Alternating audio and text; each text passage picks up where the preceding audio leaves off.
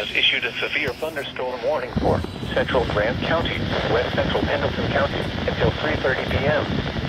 At 2:55 p.m., a severe thunderstorm was located over Williamstown, moving east at 5 miles an hour. Hazard, 60 miles an hour wind gusts and quarter-size hail. Source, radar indicated. Impact, minor hail damage to vehicles is possible. Expect wind damage to trees and power lines. Locations impacted include Williamstown, Dry Hatch, Millport, Knoxville, Stewartsville, Cherry Grove, Lawrenceville, Williamstown Lake, and Gardnersville.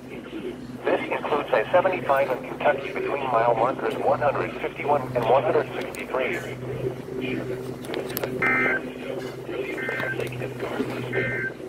This includes I-75 in Kentucky between mile markers 153 and 163.